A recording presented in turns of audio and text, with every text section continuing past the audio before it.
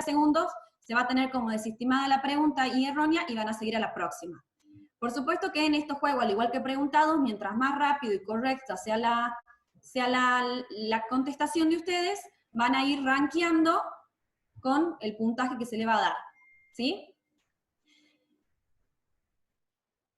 A ver, déjenme que vea. Hay algunos, todavía se están entrando algunos. Sí, son 32. Buenas noches a todos. Hola Vero, ¿cómo estás? Hola. La otra manera para poder entrar, si ustedes ven en la pantalla compartida, tienen el nombre de la aplicación acá arriba a la izquierda, Quizzes, como bien dijo la doctora Díaz. Y acá también tienen otra manera que es desde el explorador de internet, pueden poner esta dirección, joinmyquiz.com, y también funciona si entran desde el explorador de internet, Google o el que tengan. Join my quiz.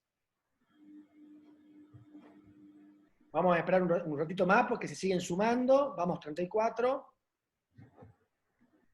Y en cualquier momento iniciamos. Así que, atentos. ¿Cuántos vamos en el juego? ¿Cuánta gente vamos en el juego? ¿Podemos ver? 35. 35. 35 personas ya están listas para jugar. Y ahí están Valentina está descargando la app. Ya, Les demos 5 minutitos, así podemos jugar todos. Los que no 38. puedan descargar aplicaciones pueden entrar por la dirección de internet que está apareciendo en pantalla, joinmyquiz.com. Pedimos disculpas, pero hemos tenido un inconveniente que no corresponde a nosotros, que no estamos transmitiendo en YouTube. Está funcionando mal YouTube, pero estamos grabando la clase a los fines de subirlo posteriormente. 42, vamos 42. Vamos a sumarse. Pregunta Axelito si tenemos algún incentivo. Y el incentivo es saber de que has comprendido la clase y si no has leído y no has necesitado más para ello, estás en el camino correcto y que el contenido se está aprendiendo y el incentivo en realidad es para nosotros, para el incentivo de que ustedes y ver cómo van respondiendo es para saber cómo también van adaptándonos nosotros a la tecnología y si el conocimiento queda. Porque es difícil no tenerlos uno a uno, no verles las caras y ver si están comprendiendo o no, y manejarnos por el chat y demás, y bueno, quizás es como para saber de que el contenido está, a pesar de la distancia y las dificultades tecnológicas.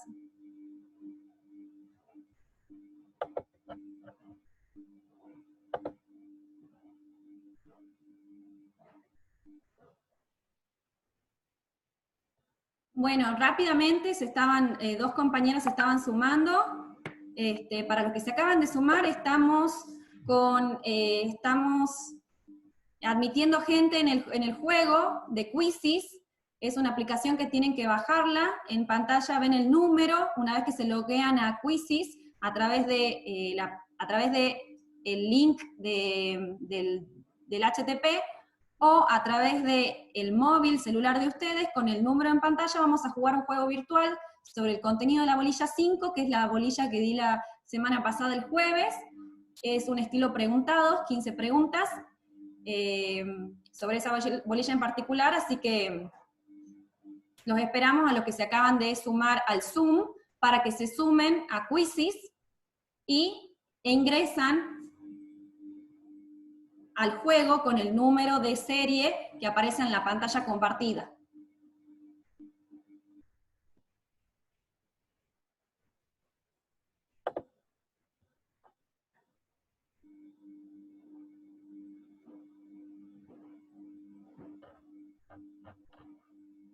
Recuerden que tienen que entrar al Zoom y en su caso también a la aplicación del juego con su nombre y apellido. Es nuestra forma también de mantener la seguridad de las aplicaciones y la seguridad de la clase virtual. No van a ser admitidos aquellos que no tengan el nombre y su apellido para poder identificarlos.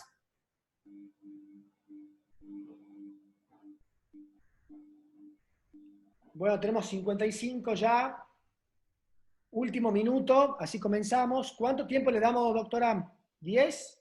10 minutos. 10 A minutos. los Ok. 10 minutos tienen, además de que cada pregunta tiene sus 30 segundos, le vamos a dar 10 minutos para que los que puedan iniciar vayan terminando. Además que nosotros tenemos un botón en particular para terminar con el juego y a ver quién ha resultado en primer, segundo, tercer lugar.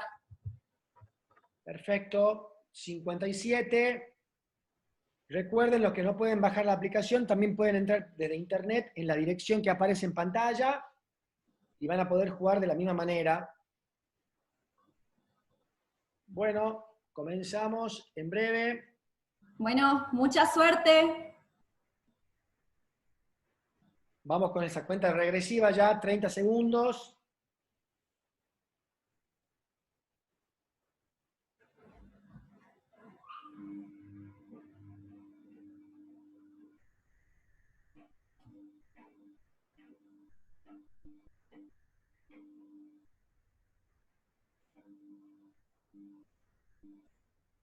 Bueno, comenzamos en 5, 4, 3, 2, 1. ¡Suerte!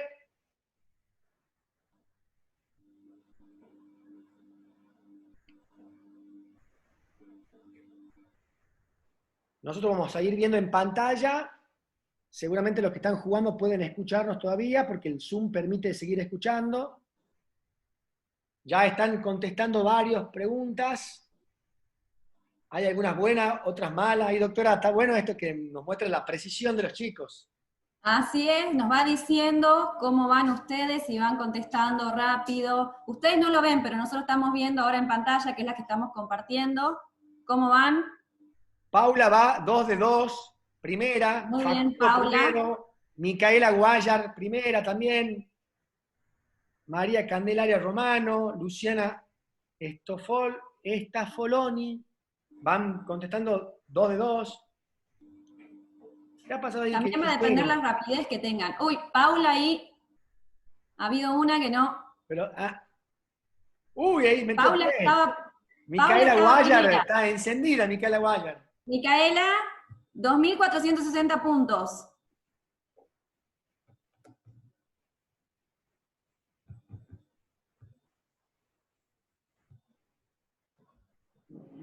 El puntaje también depende del tiempo que uno contesta, además de lo correcto. Así es. Ahí Facundo va tomando la delantera. A ver, Candelaria, que está en el puesto Lástima que 6. Facundo no puso su apellido, digamos. No sabemos quién es. Camila, ahora segundo puesto. ¿Cómo van los demás? A ver. Hay uno que puso de nombre el código del juego. Bueno, después nos dirán quiénes son.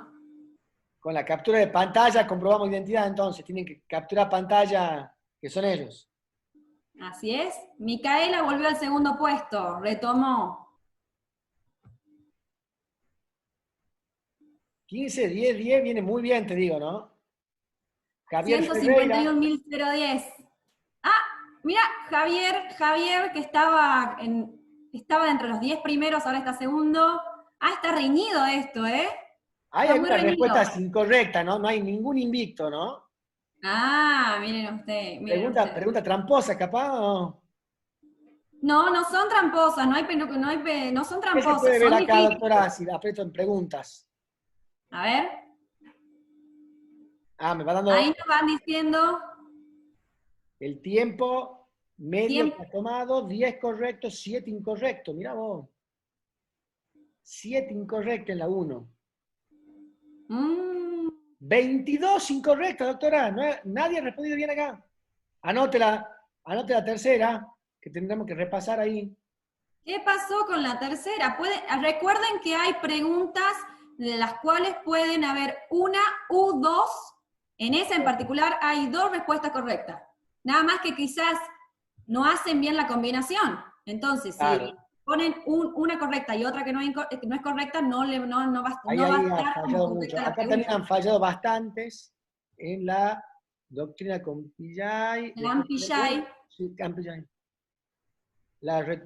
Retractación, hemos hablado de retractación. ¿Qué es la retractación? ¿O cómo funciona la retractación? La querella. ¿Qué pasa con la querella? La teoría de los ánimos va bien. Acá, relación que existe entre la calumnia y la falsa denuncia del 245. Acá también flojo. Las injurias y calumnias son delitos especiales. Delicta comunia, de autor, peligro. Bien. Volvamos a la tabla de posiciones. Van 4 minutos.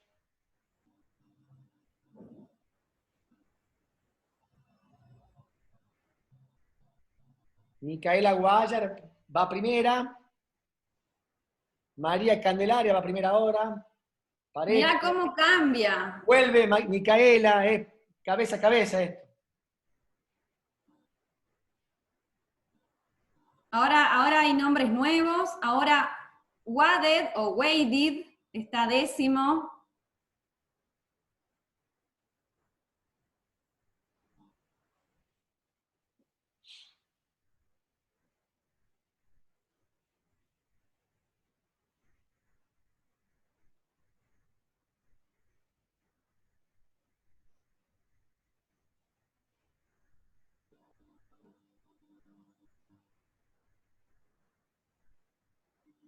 Ahí asoma Luciana Quiroga.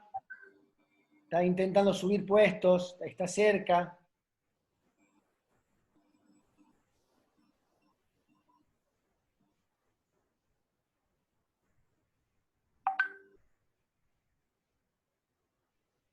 Está para cualquiera esto, ¿no? En cualquier momento puede subir cualquiera al primer puesto, me parece, ¿no?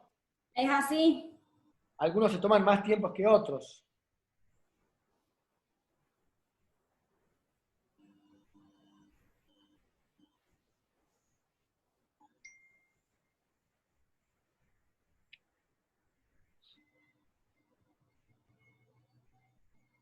Hola Gonzalo, ¿cómo estás? Hola chicos, ¿cómo están? ¿Todo bien? Acá siguiéndolo por ahí, me voy un rato porque estoy con los chicos. Hola Vero, ¿cómo andás? Todo muy bien, todo muy bien. Expectante a ver cómo van con el juego. A ver si los contenidos están. Y bueno, y hay que anotar ese que están flojos, pueden ser preguntas para el examen también. Claro, ¿por qué no? Siempre, siempre, siempre. Ahora estaba Micaela en puesto número 2, ahora está Luciana. Está Folani. Me parece que Micaela y Natalia ya terminaron. Igual que Luciana. Y están esperando ahora que los demás sigan jugando a ver cómo resultan ellos.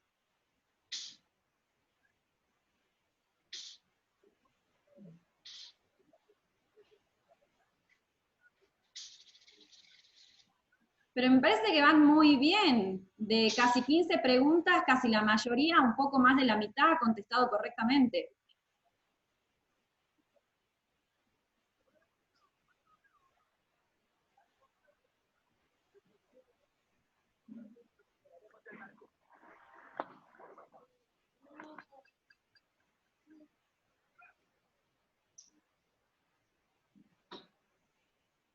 Luciana, está Folani, está primera.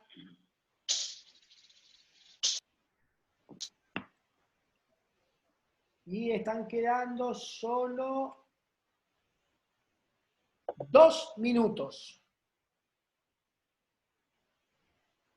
2 minutos, así los que están medio atrasados hay que empezar a apurarse. 2 minutos, terminamos. Ni un segundo más.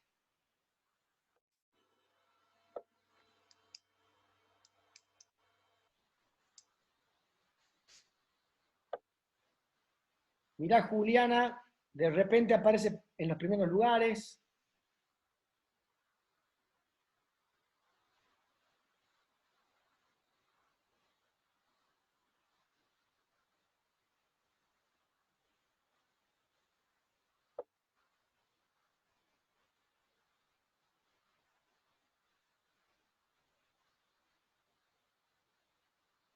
pero en general le fue muy bien.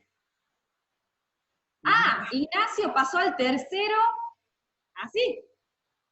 La destituyó a Micaela del tercer puesto. Pero por ahora Luciana está muy firme. Ah, no había terminado Luciana, se ha tomado su tiempo, mirá. Se tomó su tiempo aún para terminar. Es la que más respuestas correctas contestó Luciano. Y parece difícil que pierda la punta.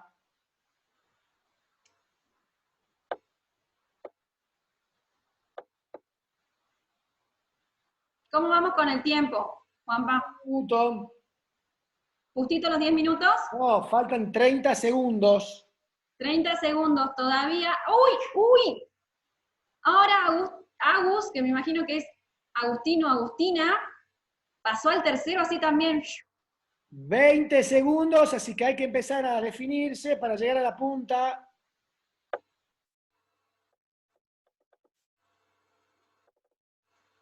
O sea, en este punto, el que esté décimo o el que esté quinceavo puede repuntar. Últimos 10 segundos y termina.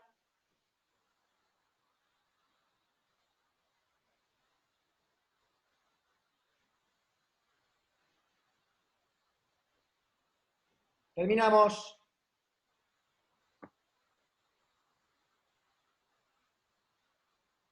Finalizar el juego.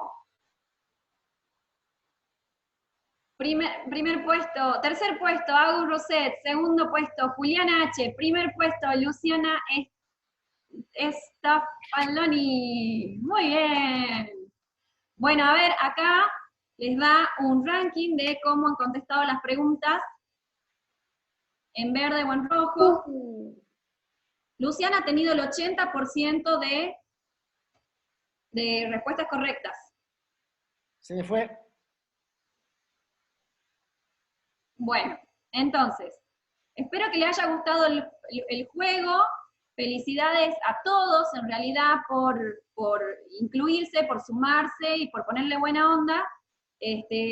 No es que las preguntas son difíciles, pero sí son para que piensen, porque una palabra puede cambiar el sentido de todo. Entonces, cuando, por ejemplo, estaba la pregunta sobre calumnia, la falsa imputación de un delito concreto determinado circunstanciado, estaba muy complicada con otras preguntas porque esa era la idea también, ¿no?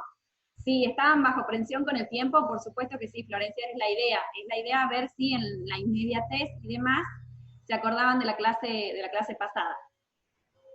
Le explotó el corazón. Bueno, me alegro un montón que le haya gustado. Voy a intentar para las clases siguientes hacer, no para todas, pero para alguna próxima, hacer otro de estos juegos, así nos divertimos un poco también, porque está linda la aplicación con los juegos. Y sí, hubo una pregunta que seguramente... ¿Hacemos un repaso rápido de las respuestas, doctora? ¿Quiere que muestre yo las respuestas correctas? Sí. Así también vamos Rápido, repasando lo que es la bolilla así 5. no perdemos más tiempo, vamos. Usted guíe. Bien, a la pregunta número 1, ¿cuál fue el nombre del libro publicado por Eduardo Kimmel? La masacre de San Patricio. A ver, ¿cuál era la dificultad?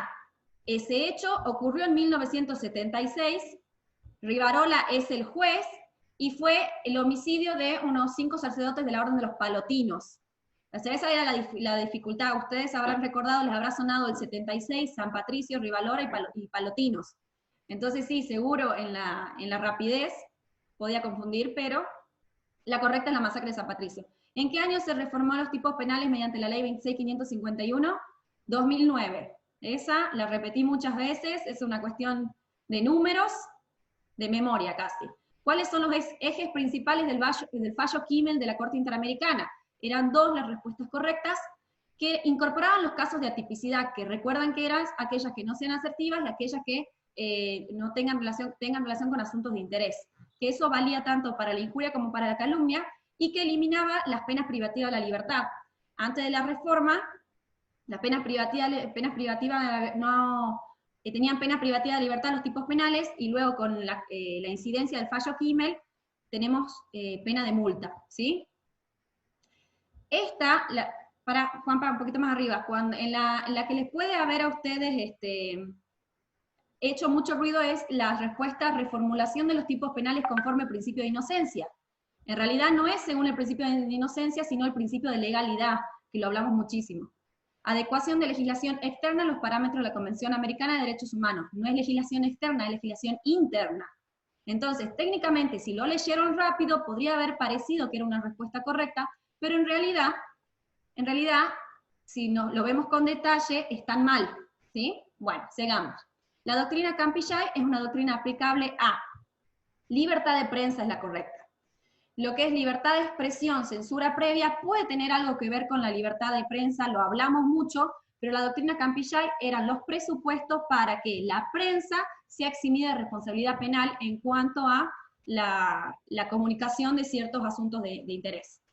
La retractación. La retractación se acuerda que era un instituto, ¿sí?, en los cuales tenía una cierta consecuencia. Retractarse de una injuria, una calumnia, tenía la consecuencia de ser como una excusa absolutoria. Es decir, que eximía de responsabilidad a la persona que se retractaba de la manifestación o la expresión injuriosa calumniosa. Conmutación de pena, claro que no. Exhibición de responsabilidad penal. Una cosa es la excusa absolutoria y otra cosa es la exhibición de responsabilidad penal, ¿sí? Yo cuando lo explico como el no tener responsabilidad penal, pero la excusa absolutoria funciona como excusarlo por el hecho, ¿sí? Causa de justificación no es. La causa de justificación, ya ustedes sabrán por penal 1 cuál será. Aquí está la pregunta que yo les decía anteriormente. La calumnia es, para que vean, falsa imputación, otro decía falsa intimación, falsa atribución, no, es la falsa imputación. No es lo mismo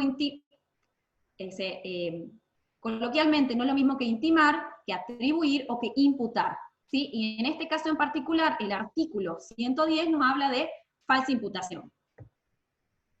La contumelia es, ustedes recuerdan que yo les decía que había dos formas de injuriar, la difamación o la contumelia, y les había explicado cuál era la diferencia entre una y otra. Básicamente, y lo que es la respuesta correcta, que la contumelia es la injuria perpetuada en presencia del ofendido. Contumeliar a otra persona es vertir expresiones o manifestaciones injuriantes a esa persona en la presencia de ella, ¿sí? La exceptio veritatis. Nosotros hablamos del exceptio veritatis y básicamente lo único que yo quería con esta pregunta es que ustedes me digan qué es la exceptio veritatis, que es la prueba de la verdad en los casos de injurias.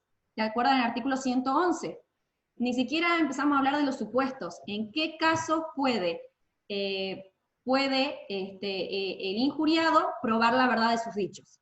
Solamente querían que por lo menos sepan qué es la exceptio veritatis, ¿sí?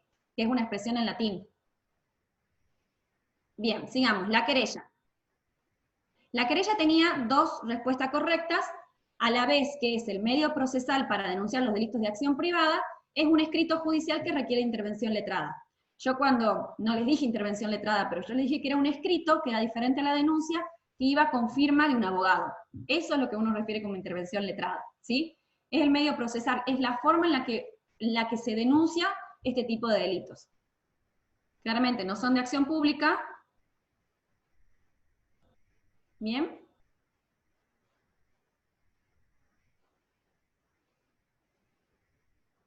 Bueno, sigamos.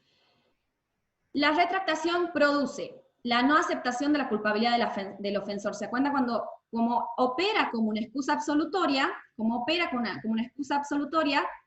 en definitiva, el injuriante o el calumniante, si bien es exento de responsabilidad penal, no hay una aceptación de la culpabilidad. No tiene que decir, sí, yo lo dije, me retracto de tal cosa, ¿sí? Marcela, disculpa Marcela, tenés que tener el video apagado. Muchísimas gracias, te agradezco. Bueno, seguimos. La teoría de los ánimos. La teoría de los ánimos es el criterio de limitación del animus injuriandi. Nosotros se acuerdan que hablamos del animus injuriandi como diferente, o como el elemento específico que tiene estos tipos penales, que son al respecto del ánimo o la intención de injuriar al otro. El animus injuriante vale tanto para la calumnia o para la injuria. Es un elemento que tiene que estar en el tipo. Es un elemento que tiene que estar en la persona, el sujeto activo del delito, ¿sí? Lo demás, aplicación de un dolo extra es otra cosa, teoría diferencial del dolo otra cosa, ¿sí? Ahora sí, ustedes, la pregunta 12, ¿el Código Penal protege honor objetivo, subjetivo, ninguna es correcta, o la primera y la segunda son correctas? Yo encontré un defecto en la aplicación, que luego lo subsané, pero en esta en particular tenía que ser objetivo, subjetivo, ninguna es correcta, o primera y segunda es correctas. Y he visto que a algunos se les ha cruzado, tenían honor objetivo, ninguna es correcta, honor subjetivo, y la primera y la segunda son correctas, pero es una falla de la aplicación. Pero es tanto el honor subjetivo como el honor objetivo son objetos de protección de la ley penal. ¿Cuál es la relación que existe entre la calumnia y la falsa denuncia del artículo 245? Una relación de exclusión. Ese en particular, pido disculpas, no lo hemos visto en la clase, no hemos llegado a dar a eso, pero se excluye uno que otro. Ese, les voy a explicar brevemente, es cómo se diferencia lo que es denunciar falsamente un hecho a imputar o falsamente imputar un delito concreto y circunstanciado a una persona determinada. Y entre ellos dos hay una relación de exclusión. Yo les puse relación de género y especie, pero para que se confundan con lo que es calumnia e injuria, una relación concursal cuando veíamos otras cuestiones al respecto de la calumnia, y la relación de exclusión, pero bueno, ese es un contenido que, esto quedó del año pasado, este juego quedó del año pasado. Sigamos, las injurias y calumnias son delitos.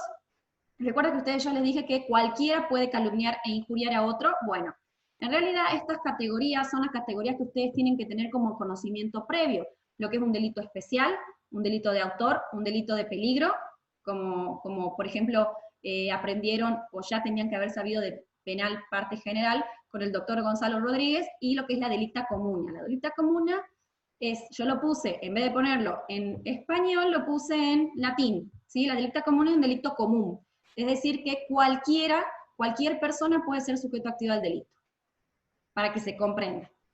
La última pregunta quedó del año pasado, yo la había reformulado, pero tuvimos un problema de quién iba a ser la persona que dé inicio a la aplicación. ¿Cuál es la mejor materia de la carrera?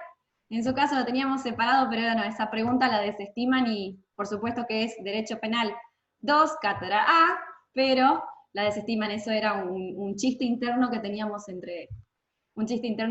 la Comisión 1. Pero bueno, les fue muy bien de todas formas para haber sido el primer juego, les fue excelentemente bien a todos. Sí estaba un poco difícil porque había nociones previas que tenían que haber tenido, y quizás estar un poco más atento a la clase, y además a ello, otras cuestiones como por ejemplo las cuestiones del dolo, cosas así que a ver, se entiende que el repaso a veces no es suficiente con algunos contenidos, pero es lo que tratamos de hacer aquí, tratar de volver a traer contenidos de derecho penal, parte general, como el principio de legalidad, que es muy importante, traerlos aquí porque hay muchísima relación entre una materia y otra. Ustedes tienen, a ver, esperen, Wadet Mansur dice, ¿puedes repetir lo de la retractación, el tema de la no aceptación? Que uno se retracte sobre ciertos dichos no quiere decir que esté admitiendo culpabilidad, ¿sí? No admite la culpabilidad del hecho, pero se retracta de las manifestaciones o las expresiones que puede haber injuriado o calumniado a la otra persona. A eso se refiere cuando la retractación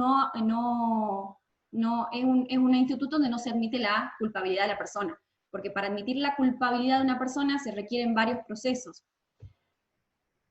Esta cuestión en particular viene muy de la mano con los principios generales del derecho penal.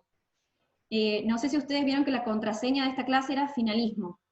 Y el finalismo, a ver si recuerdan y traemos un poco conceptos del año pasado, el finalismo es una doctrina jurídico-penal en la que nos inserta, ¿sí?, categorías abstractas en las cuales se comprende el delito. Entonces el delito es la acción típica, antijurídica y culpable. Culpable lo entendido como la culpabilidad. Entonces, traído de la mano de ello, para que sea delito, tiene que pasar por un tamiz de estas entidades o conceptos abstractos que el finalismo ha terminado de ensayar como dogmática, y la acción tiene que ser típica, tiene que ser antijurídica y tiene que ser culpable, ¿sí? Cuando en la retractación decimos que no hay aceptación de la culpabilidad, el hecho o la situación no estaría encuadrando en el último de las entidades abstractas de la teoría del delito. Por ello no hay delito, ¿sí? Por ello también tiene la consecuencia de ser una excusa absolutoria, ¿sí? Entonces, aunque no lo crean, siempre todo tiene una explicación y que va de la mano de contenidos previos, pero que son un todo. El derecho penal, parte general y parte especial, es un todo. No se puede estudiar los tipos penales sin antes entender qué es el dolo, cuáles son los principios generales, qué es la legalidad, y de la mano del artículo 18, del artículo 19 de la Constitución Nacional, ¿sí? No solamente en los institutos principales de la parte general. ¿Bien? Bueno, son 8:45.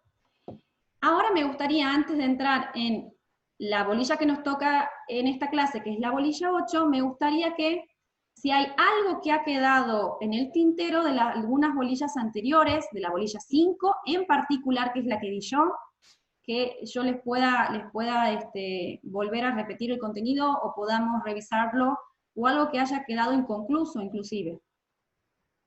No quiero explayarme mucho en volver a dar el contenido, pero sí a dar una explicación breve que les pueda ayudar de guía, a ver con qué manual estarían estudiando, o qué es lo que no ha quedado completamente aprendido.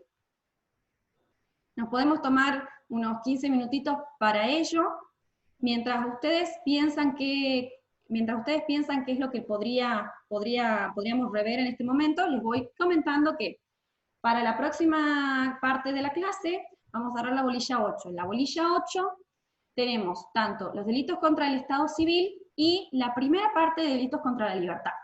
Los delitos contra la libertad entonces están en la segunda parte de la bolilla 8 y la bolilla 9 inclusive.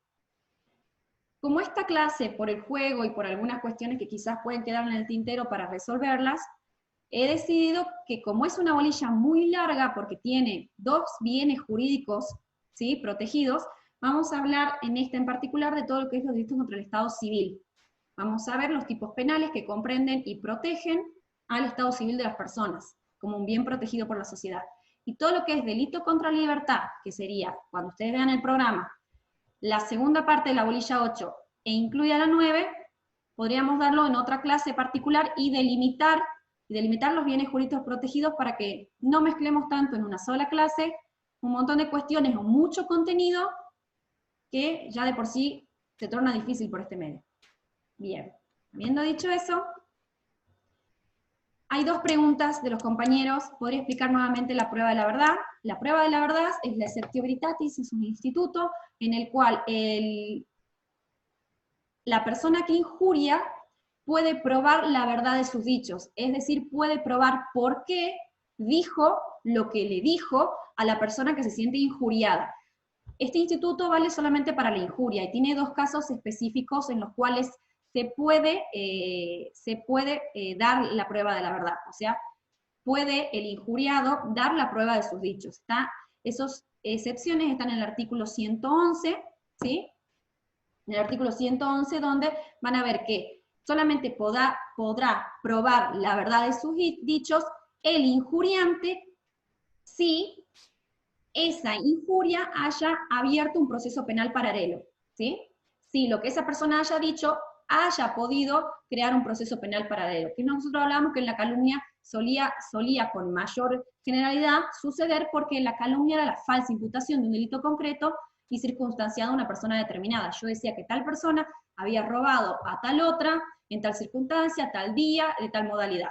En cambio, la injuria era una expresión un poco más vaga, en ese sentido era más imprecisa, pero si esa injuria es capaz de abrir un proceso penal en contra del que se siente injuriado, entonces el injuriante podría pedir la prueba de la verdad de sus dichos, diciendo, es verdad lo que yo dije que vos sos una persona ladrona, ¿sí? Sin decir mucho más. Yo le dije a la sociedad que vos sos una persona ladrona, y tengo cómo demostrarlo, porque a vos se te inició una causa en tal año por el robo o por el hurto de tal cosa, ¿sí? Entonces lo puede hacer. Y otra de las situaciones que prevé el artículo 111 para que el injuriante pueda probar la verdad de sus dichos es que el querellante así lo pida. El querellante, en este caso, es el injuriado, ¿sí? El injuriado, ¿sí?, está habilitado a través de la querella, que es este escrito judicial, que es el que, a través del cual se denuncian los hechos, es decir, la expresión o manifestación injuriante, ese vendría a ser el querellante. Querellante es el injuriado. ¿Por qué? Porque la querella o el querellante solamente puede ser el ofendido penalmente y o sus herederos, ¿sí? Pero el tema de los herederos con el tema calumnia e injuria no vamos a entrar. Pero ustedes saben que ¿quiénes son los querellantes? Son aquellos que son los ofendidos penalmente y o sus herederos. Entonces, cuando el artículo 111 les dice que una de las formas que el injuriante puede pedir la prueba de la verdad es que el injuriado, que es el querellante, así lo pida. Pida de que el injuriante pruebe la verdad de sus dichos. ¿Bien? Se hizo un poco intrincado, ¿saben por qué el tema del exceptio veritatis? Por el tema del injuriante y el injuriado. Cuando ustedes puedan en su cabeza poder decir, este error tiene tal persona y este lo tiene otro, va a ser mucho más fácil de entender quién tiene que probar la verdad de los dichos, ¿sí? Tiene que probar la verdad de los dichos, ¿sí? El que realiza los dichos, es decir, la persona que injuria, es decir, el sujeto activo del delito. A ver, vamos más arriba, siguen las preguntas. Bueno, la tractación ya lo vimos, prueba de la verdad también. Tengo dos preguntas. Me quedó claro el sujeto activo, el 106 y 108, pero no el sujeto pasivo. El sujeto pasivo, el 106 y 108, siempre tiene que ser, si bien puede ser cualquier persona, en algunos casos en particular, si hablamos de situaciones en concreto, puede llegar a ser la persona a la cual se le deba un cuidado o un deber específico. Entonces, no sé si ustedes recuerdan que en esa clase yo metí un poco la cuchara cuando el doctor Rodríguez estaba hablando y hablamos un poco de lo que es la posición de garante. ¿Quiénes son aquellas personas que están en una posición de garante al respecto de otras? Entonces, en esas situaciones en particular, el sujeto pasivo del delito del 106 o el 118 va a ser aquella persona que esté a cuidado de aquella que se encuentra en posición de garante de esta. El ejemplo, por ejemplo, en el ejemplo del 106 de abandono de persona, el más típico es el de la madre que deja de amamantar a su niño pequeño de 2 meses. En ese caso ustedes lo van a encontrar en los manuales, creo que Soler o algunos de los clásicos, Soler o Núñez y Fontán Balestra, suelen utilizar el caso de la madre que deja de amamantar al niño como abandono de persona. ¿Sí? Pensé que había quedado claro el tema de abandonar a la suerte. A ver, esperen. Se me fue acá. Esperen. ¿Cuál es la diferencia entre colocar a otro en situación de desamparo y abandonar a su suerte?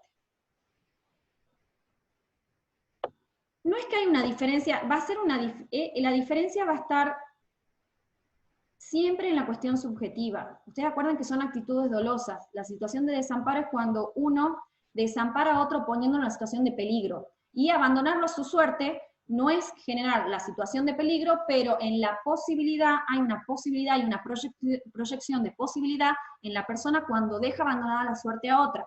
En cambio, poner a otro o colocar a otro en una situación de desamparo es generar el peligro para esa persona, ¿sí? De ahí viene la relación que tienen estos tipos penales con el bien jurídico protegido, ¿sí? El profe dijo que ¿qué profe? Bueno, no importa. Pero el profe dijo que la injuria no admite la prueba de la verdad. No. La injuria, el artículo 111, es la exceptio veritatis, la prueba de la verdad en las injurias. ¿Sí? Esta es la última bolilla del primer parcial, ¿verdad? Así es, Ariadna. Técnicamente, si estuviéramos en clases presenciales, nosotros cortamos hasta la bolilla 8 para que sea el primer parcial. Y desde la bolilla 9 a la bolilla 16 suele ser lo que es el segundo parcial.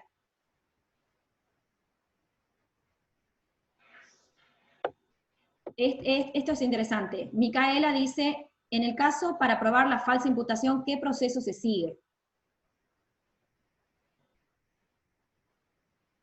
Depende, esa pregunta como que es un poco imprecisa, porque ¿quién va a querer probar la falsa imputación en este caso? Si estamos hablando de probar un hecho delictivo, es un proceso penal, de cualquiera de ellos se trate, ¿sí? Si es un delito de acción pública, un delito de acción pública dependiente de instancia privada, ¿sí? Entonces, será la etapa investigativa, en donde la etapa investigativa que la lleva un fiscal para investigar la verdad de los hechos, o la verdad histórica de los hechos, para poder entender si hay elementos suficientes para determinar la autoría y o participación del sujeto activo del delito en él. Esa es como por eso, es como, la pregunta no está bien tan formulada, pero me parecería que lo que quieres preguntarme es cómo se prueba la calumnia. Porque si hablamos de falsa imputación, me parece que va por ese lado. No lo permite, el código no lo permite probar si la imputación ha sido falsa o no. Pero en el proceso de la calumnia, ¿sí? Aquel proceso que yo les dije que se tramita o se sustancia por cámara penal, donde primero se acercan las partes a una audiencia, donde es posible que, haya una retractación de parte del sujeto activo del delito. Si no hay acuerdo, ¿sí? No hay un acuerdo, no hay una retractación, se abre a prueba como cualquier otro tipo de proceso, donde se puede admitir cualquier tipo de prueba al respecto de la imputación, en este caso de la calumnia.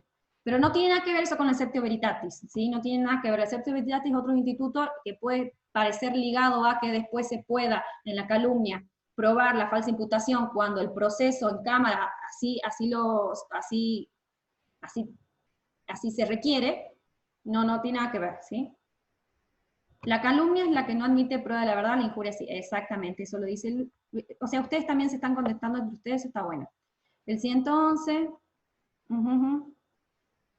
Yo quería preguntar si la calumnia y la injuria tiene que ser realizada de cierta forma. Una denuncia de la calumnia de mi vecino, Juan robó una moto de 50 años, ya cuenta como calumnia. Cuando vos me das el ejemplo, Facundo, cuando vos me das el ejemplo, Juan robó una moto el día 5 de este mes a las 10 de la mañana a Pedro, ahí en ese caso me estarías diciendo que falta dónde, o sea, tendría que ser un poquito más específico, más circunstanciado.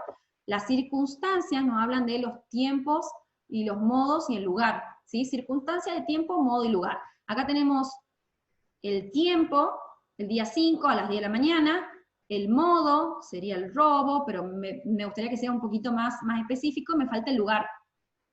Robó a Pedro, pero me falta el lugar, ¿a dónde? Entonces tendría que ser un poquito más fuerte, ¿sí? Pero sí, tomándolo así un poco ligeramente, sí podría caber como una calumnia, ¿por qué no? La calumnia e injuria, cuando vamos a preguntar si es cierta forma, no sé si ustedes recuerdan que nosotros hemos dicho que las formas de calumniar o injuriar pueden ser de distintas maneras, puede ser oral, puede ser, puede ser verbal, puede ser escrito, puede ser a través de los medios de prensa, y ahí es donde hablamos con el tema de los medios de prensa, ¿sí?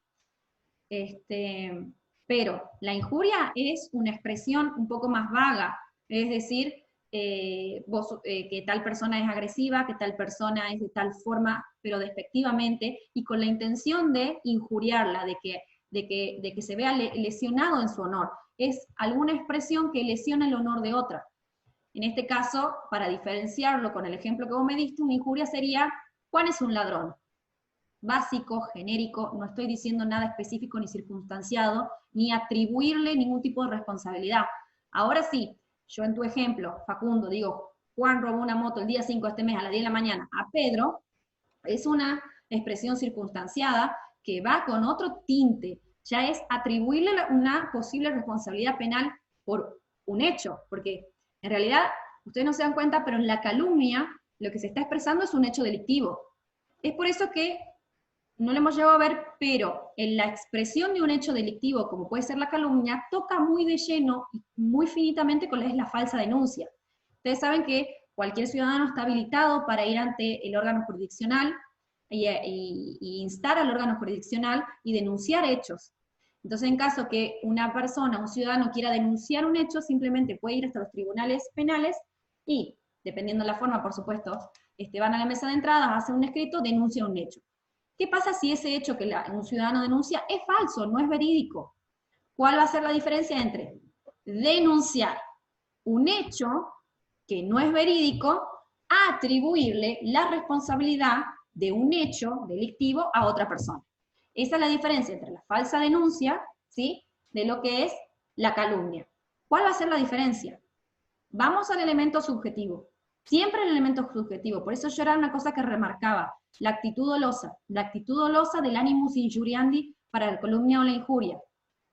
En la falsa denuncia es una persona que va a denunciar falsamente, ¿sí?, a otra, pero ese delito está incluido dentro de la protección de otro bien jurídico. En cambio, calumniar a otra, la intención del animus injuriandi, es lesionar el honor, va con otro tinte, la voluntad y la intención de, ¿sí?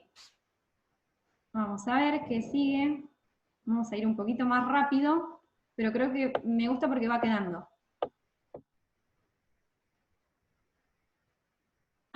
Ahí Manuel, exactamente. Ya respondí esa. ¿Es engañado? Sí. A ver, Axelito, ese ejemplo que vos das, decir que alguien es engañado o chivito, sí, es injuriar a otro, sí. Es que no sé qué profesor te lo dijo, pero vos entendés que la Acceptio Veritatis funciona para los casos de injurias. Entonces, si lo que vos me decís, ese ejemplo, es una injuria, la prueba de la verdad... A ver. La prueba de la verdad, la Acceptio Veritatis, funciona para los casos de injuria, pero solamente en dos situaciones particulares. Si esa injuria da lugar a un proceso penal autónomo y si el querellante pide la prueba de la verdad. Entonces, a ese ejemplo que vos me das, que tal persona es engañado o chivito, si no produce un proceso penal, no se admite la prueba de la verdad. Y si el querellante no pide que esa persona demuestre por qué ha dicho que es una persona engañada o chivito, no va a valer la prueba de la verdad.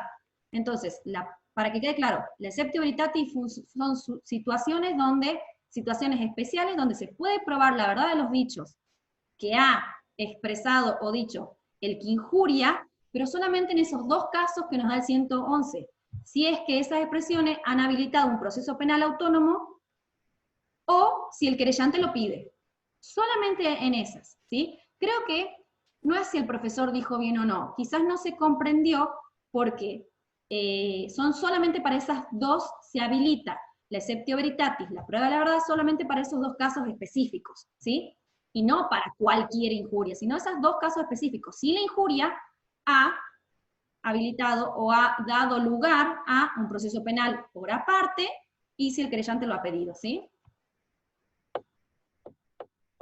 Sigamos en el caso de la omisión de auxilio, el sujeto activo no debe haber causado esa situación de peligro. O sea, tendría que ser cualquier persona ajena que se encontrara a una persona en situación de desamparo o pérdida. Volvamos. Pero me lo estás poniendo... Bueno, es la última pregunta, la de... No sé cómo se pronuncia tu nombre. ¿Waded o Waded? Bueno, Waded.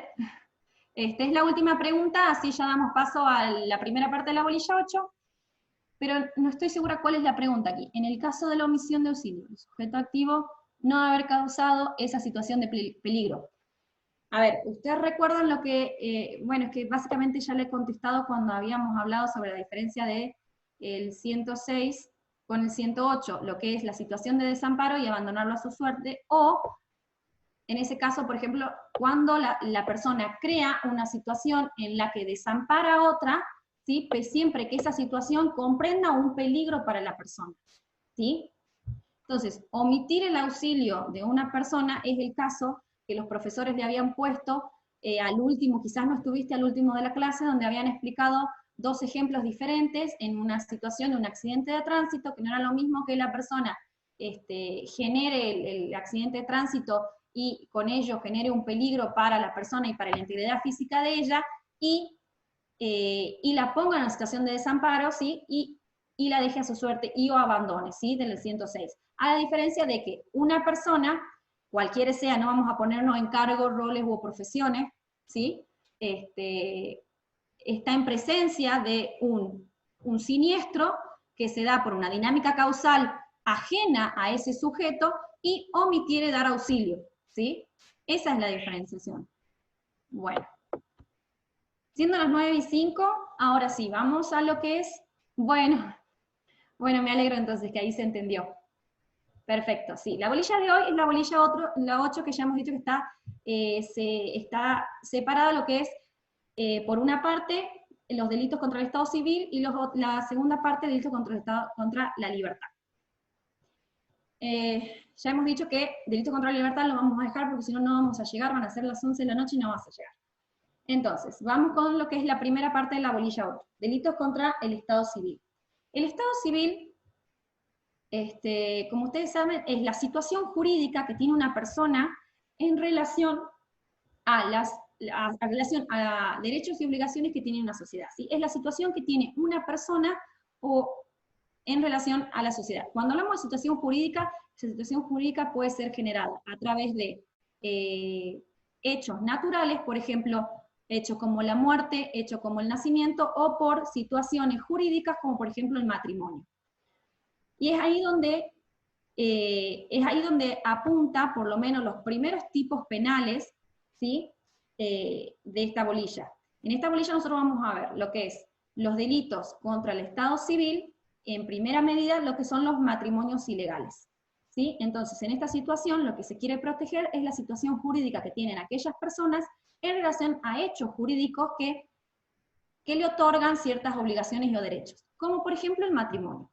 En esta bolilla en particular va a ser importante que ustedes tengan no solo el Código Penal, sino también el Código Civil y Comercial de la Nación, pero actualizado, con la última reforma.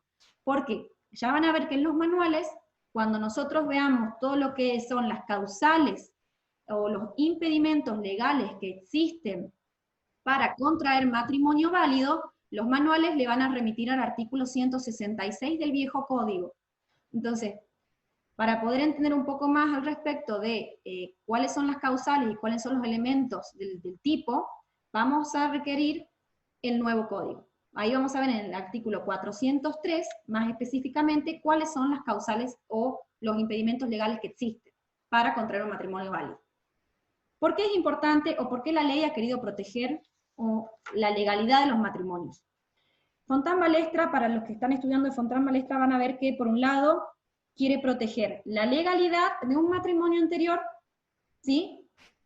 Y la situación del Estado civil de una persona. Entonces, valdría como en un doble aspecto, es una doble protección, una protección al matrimonio, a un matrimonio que pueda haber anterior, o a la misma protección de la legalidad de los matrimonios. ¿Por qué digo esto? ¿Y por qué Fontán Balestra lo entiende de estas formas? Porque para la sociedad es importante, y de antaño, para la sociedad y la forma de gobierno, el regular la institución del matrimonio ha sido importante para evitar cuestiones eugenésicas entre hermanos o parientes o personas que tienen vínculos de sangre, ¿sí? Ustedes saben que en la antigüedad era muy importante el tema de la carga genética, el tema de la cuestión de humanidad y la cuestión de seguir con la sociedad con cierto tipo de parámetros. Entonces lo que se ha querido proteger es la legalidad de un matrimonio, y con ello tratar de excluir todas situaciones que puedan generar una carga negativa en las futuras personas de una sociedad, ¿sí? Pues ya ustedes lo habrán leído algo en la bolilla de eutanasia y eugenesia, cuando algunos autores los llevan un poco a la antigüedad, cuando hablan del rasgo de humanidad y cosas así, ¿sí? Básicamente, para que no se pierdan mucho con eso, es para que ustedes, sin irnos a la ley civil, ustedes puedan comprender por qué un matrimonio puede ser válido o no, y cuáles son las causales, ¿sí?, que puedan invalidar un matrimonio. Esas causales están en el Código Civil. Dentro de esas causales, las que pueden generar la nulidad absoluta son las que nos interesan para estos tipos penales, porque existen otros tipos de causales que no generan una nulidad absoluta, ¿sí? Entonces, vamos a ir un poco. Estos tipos penales que protegen los matrimonios legales, ¿sí? Esos matrimonios legales son legales porque el Estado así le confiere legalidad, pero a raíz de formalizar un proceso, y a raíz de que no existan situaciones preexistentes a ese matrimonio. Ejemplo de ello, que no se dé una relación o no se genere una relación entre hermanos, o no se genera una relación entre padre e hijos, ¿sí? Entonces, todos aquellos matrimonios que no son válidos son aquellos, por ejemplo, que además de no seguir la formalización o los protocolos que ya vamos a ver cuándo es un matrimonio válido, es decir, que atacan a la formalización del acto jurídico, no me quiero meter ahí porque eso ya es materia de contratos, aquellos actos que vicien el acto jurídico, aquellos situaciones preexistentes a las partes que pueden acarrear la nulidad del matrimonio. ¿Sí? No los quiero confundir mucho entre una y otra cosa. Entonces, vamos a ir a los tipos penales. Entonces vemos que el artículo 134 tenemos lo que es el delito de matrimonio ilegal bilateral. Él es cuando se produce un matrimonio, ¿sí?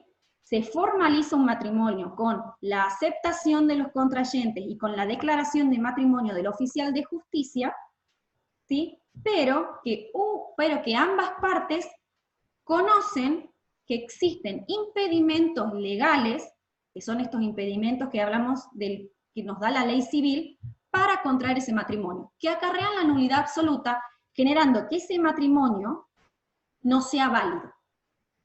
¿Por qué?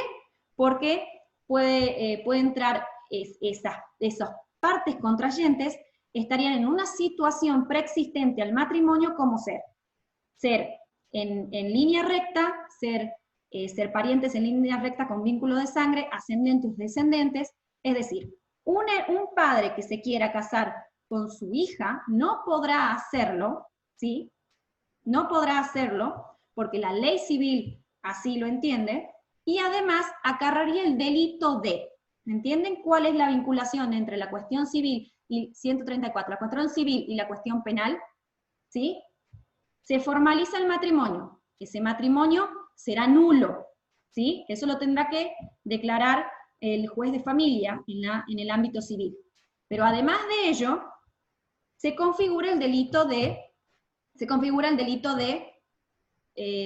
matrimonio ilegal bilateral en el caso del 134, cuando sería ambos contrayentes saben que existen ese impedimento. Es decir, que contrayente A, padre, con contrayente B, hija, saben ambos que son padre e hija, e igual así dan su aceptación, y el oficial de justicia formaliza el matrimonio declarándolos unidos en matrimonio.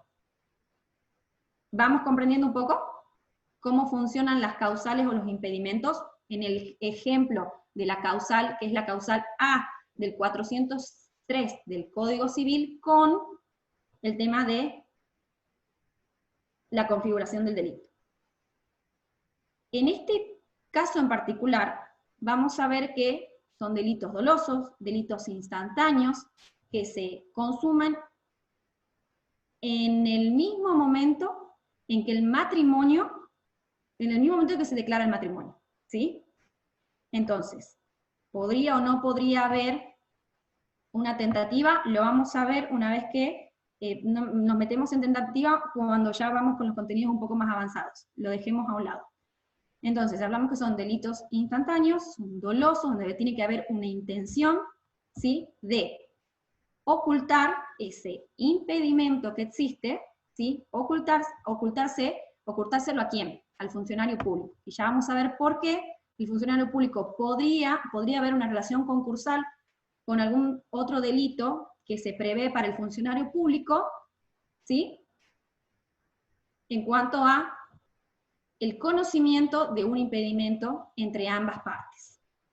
Bien, entonces, artículo 134, un matrimonio, ¿sí?, declarado tal, pero que, porque existen impedimentos legales y ambas partes conocen de esos impedimentos, es decir, que son madre e hijo, que son hermanos, y o que hay una relación de afinidad entre ellos, ¿sí?, y o uno de ellos, ya vamos a ver en particular, y o uno de ellos ha sido autor, partícipe de un delito de acción pública cometido contra uno de los cónyuges. En ese ejemplo en particular ya lo vamos a ver, no lo quería tocar muy en particular, quería que quede más la noción del impedimento, no lo revelaran, y que ambas partes y que ambas partes con conocimiento den su aceptación al matrimonio y se declaren en unión. ¿Bien? Entonces, artículo 134 por un lado, matrimonio ilegal bilateral. Por otro lado tenemos el artículo 135. El artículo 135 es el tipo penal donde se regula el delito de matrimonio ilegal unilateral. Ya la sola palabra nos dice que es aquel matrimonio, ¿sí?, declarado tal, pero que una de las partes oculta a la otra que existe un impedimento legal para que contraigan un matrimonio válido, ¿sí? En ese caso, nosotros vamos a ver lo que es un contrayente de buena fe y un contrayente de mala fe. La cuestión de, nosotros en derecho penal no utilizamos la cuestión de buena fe o mala fe, son términos que se utilizan en derecho civil y que traen aparejados, ustedes ya lo van a ver, traen aparejado consecuencias jurídicas diferentes. Una parte que tiene buena fe no acarreará las mismas consecuencias al respecto de ciertos actos jurídicos, ¿sí?, a aquel de mala fe. ¿Sí? Por lo general lo ven en la cuestión de obligaciones y contratos y demás. Pero en particular con lo que es matrimonio, cuando el Código Penal o el artículo nos habla que una de las partes, ¿sí?, oculta a la otra, que será una parte de buena fe, contrayendo un matrimonio de buena fe o en buena fe, ¿sí?, no tiene consecuencias para la parte que da su consentimiento para el matrimonio en buena fe refiriéndose a que no conoce del impedimento legal, ¿sí? Pero en civil, no se confundan, el contrayente de buena fe, es decir, que no ha sabido sobre la existencia de un impedimento legal que acarrea la nulidad de ese matrimonio, tendrá consecuencias legales al respecto del acto jurídico. Hasta que no se declare nulo, valdrán todos los actos jurídicos que sucedan desde el matrimonio hasta que se declare la nulidad de él. Pero esa es la cuestión civil, ¿sí? Por eso no se enreden con el tema de el contrayente de buena fe. Retomemos. El artículo 135, entonces, primer párrafo, nos va a dar el tipo legal del matrimonio ilegal unilateral, donde se responsabiliza al contrayente que oculta, ¿sí?, oculta al otro contrayente que es de buena fe alguno de los impedimentos legales, ¿sí?, del artículo 403. Le oculta que en realidad es su hija, le oculta que son hermanos, le oculta, ¿sí?, que ha sido autor o partícipe de un delito doloso en contra del cónyuge, del que ahora va a ser su cónyuge, ¿sí? Entonces, en ese caso en particular, volvemos a la misma distinción. Es un delito instantáneo, es doloso, que acarrea responsabilidad penal solamente para aquel contrayente que ha ocultado el impedimento. Porque es que con dolo, sabiendo que existe el impedimento, que está vedado por ley y que acarrearía la nulidad absoluta del acto, no lo comunica, ¿sí? Lo oculta y, engañando a la otra parte, se celebra el acto de matrimonio. ¿Bien? Queda un poco entendido, no es difícil de comprender lo que son los delitos en contra del Estado civil, ¿sí?, en lo que respecta a los matrimonios ilegales. Ahora, artículos 134, 135, tiene que ver con los contrayentes, y sobre el conocimiento que tienen los contrayentes de esos impedimentos legales que existen en el artículo 403 del Código Civil.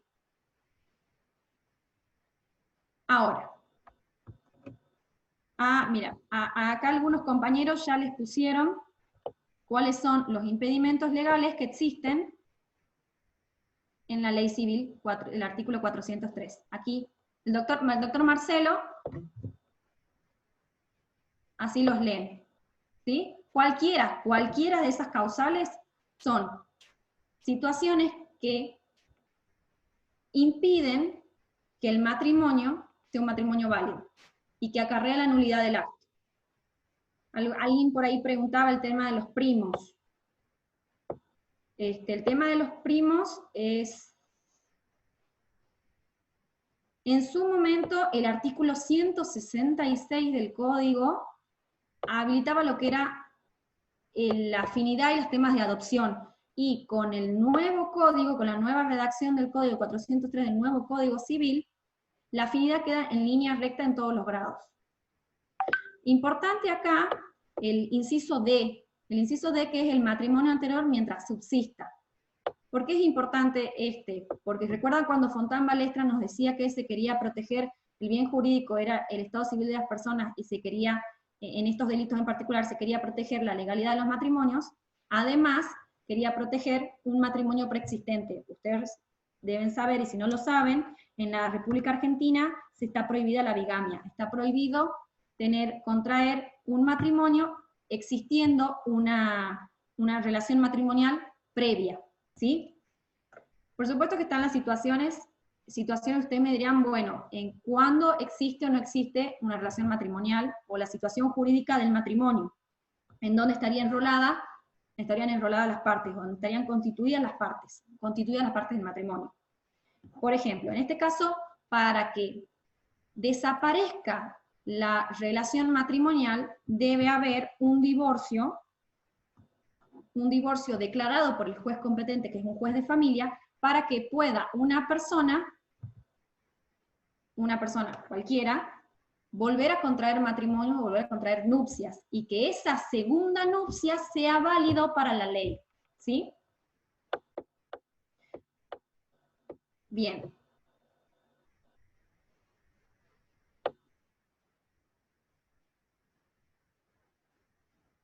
Bueno, sigamos.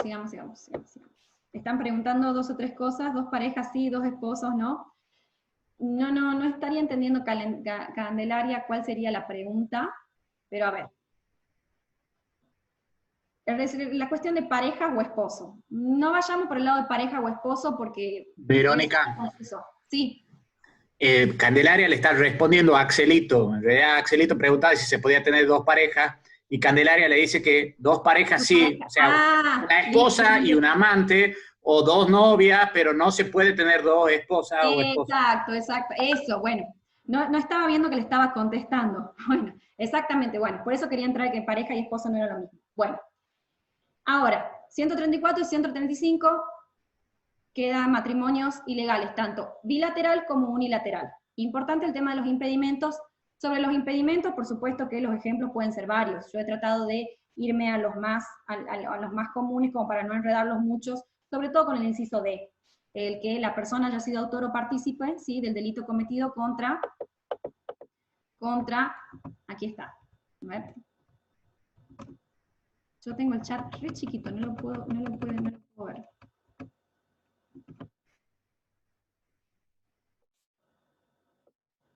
Haber sido condenado como autor, cómplice o instigador de homicidio doloso de uno de los cónyuges. Esa redacción está un poquito complicada al respecto porque, por supuesto que tiene que haber una condena. Si no existe una condena, no cabría esta situación, no cabría como un impedimento, si no ha llegado en el proceso penal una condena. Entonces, haber sido condenado como autor, cómplice o instigador del homicidio doloso de uno de los cónyuges. ¿De cuáles de los cónyuges? O sea, del cónyuge de la persona con la que ahora quiero contraer nuevas nupcias, ¿sí? Esa redacción no está como muy bien desarrollada, pero así lo van a encontrar en los libros, que es el caso en el que una persona ha cometido, o se lo ha encontrado culpable de el delito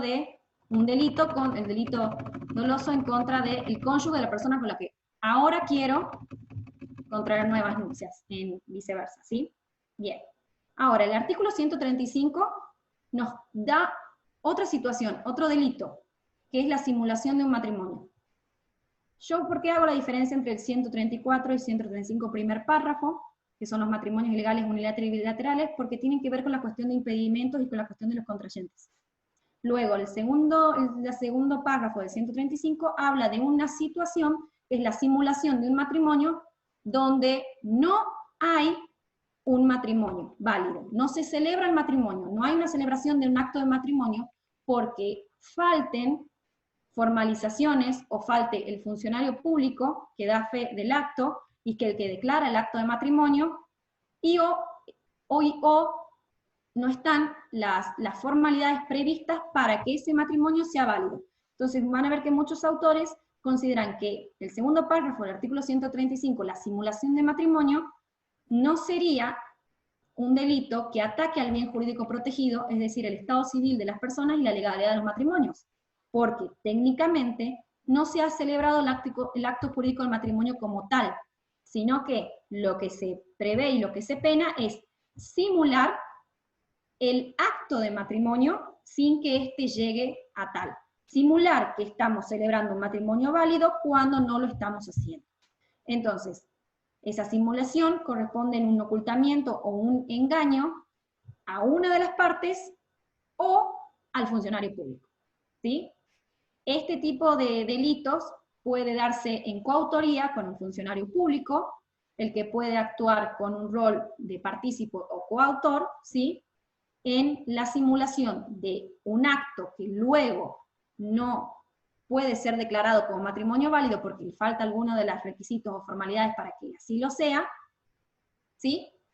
Y puede ser penado, y ya vamos a ver cómo toca el funcionario público, pero es un delito que puede admitir algún tipo de coautoría con el funcionario público y otras personas, ¿sí? Bien, yo a esta situación en particular, lo que es la simulación, siempre tiene que encuadrarse, cuando hablamos de simulación en el Código Penal, siempre tienen que encuadrarse como algún tipo de engaño, alguna puesta en escena de aquel que quiere engañar a, ¿sí? Con un fin específico, ¿sí? El fin específico tendría que ser la simulación del acto de matrimonio, del acto en sí del matrimonio, de la celebración del matrimonio.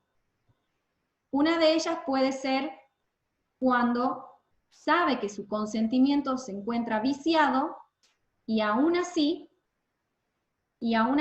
da un consentimiento, una aceptación del matrimonio cuando sabe que esa aceptación o confirmación se encuentra viciada.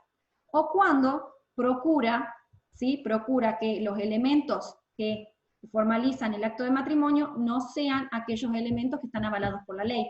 Por ejemplo, el acta que se firma, ¿sí? El libro donde se firma y donde se encuentra asentada la aceptación no verbal, sino ya escrita, de uno de los contrayentes. Bien. Ahora, tomando ese segundo párrafo como simulación de matrimonio, como que no debería estar incluido dentro de la sistemática de este capítulo en particular, ¿sí? Ya nos centraríamos más a la cuestión de, entendiendo lo que es un matrimonio, o el acto del matrimonio, nosotros ya vimos que en el artículo 134 y 135, primer párrafo, cuáles son los actos, ¿sí?, que configuran delito, ¿sí?, por parte de los contrayentes. Ahora, el artículo 136 nos va a explica o nos da los elementos de aquella situación donde se ve involucrado un funcionario público. Ustedes visualícense siempre para estos delitos el acto mismo del matrimonio. Esa visualización que ustedes pueden tener, es decir, verla a la novia, verlo al novio, al funcionario público, nos puede llevar a poder comprender las situaciones o los casos previstos por los tipos penales. Entonces, en ese triángulo de partes, vemos que el funcionario público puede tener diferentes tipos de responsabilidades. Y ahí van a ver que el artículo 136 prevé 3 tipos de responsabilidad penal para el funcionario público. Y ahí lo vamos a ir intercalando con la situación prevista por el 134 y el 135 al respecto de los contrayentes. Y cómo puede existir una relación concursal con el delito cometido por el funcionario público en sus diferentes modalidades, que ya la vamos a ver, que son las del 136, con la del 134 y la del 135. ¿Sí? Bien. Entonces, el tipo penal en la cual tiene relación el funcionario público al respecto de la celebración del matrimonio puede ser una responsabilidad dolosa, una responsabilidad culposa o una responsabilidad por inobservancias legales. La responsabilidad dolosa del funcionario público al momento de contraer, al momento que los contrayentes declaran la aceptación del matrimonio y posterior a ello y posterior a ello ese funcionario declara el matrimonio como válido, partimos desde una primera situación, que nos da el primer párrafo del 136, donde a sabiendas, donde el funcionario público sabe que hay un impedimento legal, ¿sí? Esa es la responsabilidad dolosa del funcionario público, que sabiendo que hay un impedimento legal de las partes, ¿sí? Aún y así declara el matrimonio o la unión de ellos contrayentes. ¿Qué puede saber? El funcionario puede saber tanto que es ese ocultamiento del impedimento legal es por uno de los contrayentes o por ambos. Entonces puede ser coautor del 134 o del 135. Puede ser coautor con el contrayente que sabe que hay un impedimento legal, ¿sí? Y se lo oculte a otro, o que el funcionario público sabe que ambos contrayentes saben que hay un impedimento legal, ¿sí? En uno, el funcionario sabe que una de las partes sabe que hay un impedimento legal y que la otra no lo sabe, y en el otro caso es cuando el funcionario sabe que ambos saben, ¿sí? Por eso siempre hablamos que el 134 y el 135 es una cuestión siempre de coautoría, hay una relación de coautoría, o puede haber una relación de coautoría con el funcionario público al respecto de las situaciones previstas por los diferentes incisos del 136, ¿sí? Ahora, el segundo párrafo nos habla de una responsabilidad culposa del funcionario público. Pero es el único tipo penal dentro de estos delitos que estamos viendo que admite la forma culposa. Para que quede claro, no va a haber una forma culposa en el conocimiento que tengan los contrayentes de un impedimento. De ninguna forma se puede ver como alguna de las fórmulas que ya hemos visto y que el contrayente alegue alguna falta de previsión sobre el impedimento. En todo caso, y no quiero entrar en eso, puede alegar un error de prohibición, ¿sí? Por ejemplo, alegar un error de prohibición al artículo 134 vendría de la mano de que el contrayente no supiere que en el país donde se está contrayendo matrimonio no se admite la bigamia. En ese caso sería un poco particular poder probar el error de prohibición. En ese caso es muy particular, pero podría caber. O que aquella persona que ha creído que la relación matrimonial preexistente se había concluido. Habría creído, así lo debería demostrar, que la relación habría concluido. Habría creído que no estaba, ya no se encontraba casado y que podía casarse nuevamente, ¿sí? Bueno. Esas son las cuestiones que podrían alegar uno de los contrayentes al respecto de el conocimiento de un impedimento, que son situaciones en realidad muy particulares que tienen que ver con una cuestión del elemento del tipo, que es el conocimiento del impedimento, que es lo que quiero yo dejar muy claro, que en estos tipos penales es importante como elemento del tipo el conocimiento del impedimento, ¿sí? El conocer que son hermanos, el conocer que existe una relación preexistente, o el tener una relación preexistente con otra persona, y después todos los demás situaciones, el que sea la cuestión de la minoría de edad, si bien también se formula con un impedimento legal, es sobreabundante, porque los principios generales dentro del título de la ley civil nos habla que los matrimonios válidos serán, y nos da la situación, mayor de 18 años, de una u otra persona, ¿sí? Ustedes recuerden que desde la nueva formulación del Código Civil Comercial se puede, antes era solamente una cuestión de género, y ahora está habilitado la cuestión de el casamiento entre personas de diferentes géneros. Entonces eso como a tenerlo en cuestión. Pero bueno, la cuestión de 18 años como que ya quedaría subsumida dentro de los principios generales de lo que sería un matrimonio válido.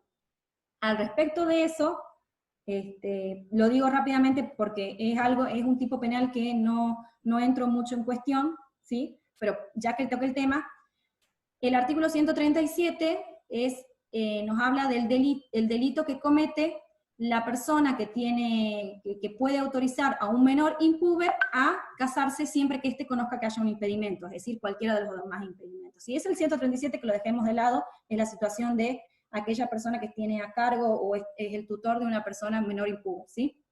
Ahora, volvamos al 136. Entonces, habiendo dicho cuáles son las situaciones en las cuales cabría responsabilidad dolosa por parte del funcionario, siempre, pero siempre, siempre tengan presente el tema del conocimiento de ese impedimento legal que existe.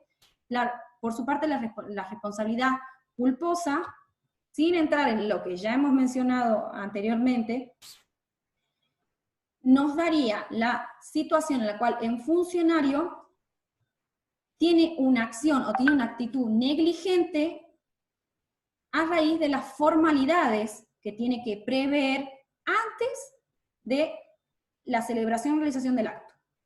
Ejemplo de ello, cuando uno va a realizar, o cuando uno va a casarse, llena formularios, declaraciones juradas, ¿sí? Se toman ciertos tipos de recaudos, el funcionario público, que vendría a ser el juez de paz, en este caso para la Argentina, hace las preguntas de rigor, ¿sí? Realiza preguntas de rigor, que son estas preguntas que la ley civil nos habilita, es decir, le preguntará al funcionario público a alguno de los contrayentes o futuros contrayentes. Preguntará, ¿usted tiene algún matrimonio preexistente? En este caso, por ejemplo, si el contrayente le dice que no lo tiene, y además el funcionario no realiza las averiguaciones necesarias, ¿sí? Para también solventar los dichos del contrayente, estaría en negligencia. El funcionario público tiene que realizar todas las formalidades, ¿sí? Sobre la situación de cada contrayente en particular, al respecto de quiénes son sus padres, quiénes son sus hijos, o sea, es una cuestión en la cual se evalúa íntegramente, ¿sí? A los contrayentes. Si el funcionario público omitiere o fuera negligente en la recolección de datos, ¿sí? De los contrayentes, ¿sí? Le cabría la responsabilidad culposa, ¿sí? Del 136, del artículo 136. Ahora, el tercer párrafo del 136 nos da una situación muy similar. Nos expone la situación de la responsabilidad por inobservancia, ¿sí? De inobservancias legales del funcionario público que lo habilitan en una responsabilidad por inobservancia de los procedimientos. En este caso, tanto como en el segundo párrafo, no cabe una pena privativa de la libertad, sino una pena de multa.